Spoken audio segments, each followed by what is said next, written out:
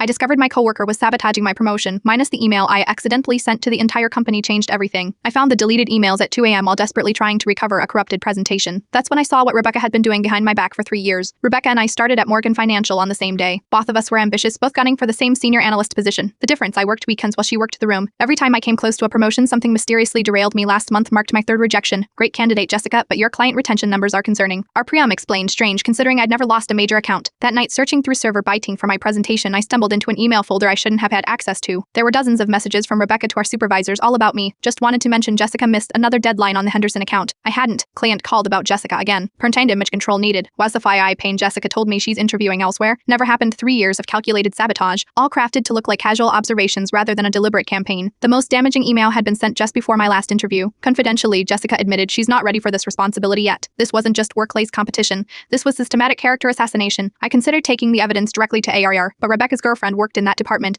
I needed something more public, more undeniable. The next morning, I created a new email with a single line. Finalizing the Anderson proposal, parent feedback welcome. I attached a document titled Anderson Final Draft. Pelth Tarn, but it wasn't a proposal. It was a carefully created collection of Rebecca's sabotage emails, arranged chronologically with client records proving each claim was false. Then I accidentally added the entire company to the recipient list. Within minutes, my phone exploded with notifications. The CEO wanted to see me immediately. Rebecca was calling nonstop. Colleagues were sending shocked reactions. Walking into the executive suite, I prepared for termination. Instead, I found Rebecca already there, face pale as she frantically tried to explain away 3 years of documented sabotage. It was just office politics, she stammered. Everyone does it. Our CEO, a woman who had battled similar undermining throughout her career, wasn't having it. I built this company to eliminate exactly this kind of behavior, she said, voice steady. One of you understood that, one of you didn't. Rebecca was escorted out that afternoon. By evening, her desk was cleared. I didn't get just the promotion. And I was moved into Rebecca's recently vacated office with a salary increase that made me dizzy. Later that week, our CEO called me in again. That email wasn't really an accident, was it? She asked, a knowing look in her eyes. I held her gaze. Would you have preferred I handled it differently? She smiled slightly. I would have done exactly the same thing. Women are taught to suffer silently when we're undermined. Sometimes the only solution is controlled demolition. As I turned to leave, she added, just know that I'll expect the same transparency from you in leadership that you demanded from Rebecca. That was 6 months ago. Since then, I built the most diverse, collaborative team in company history.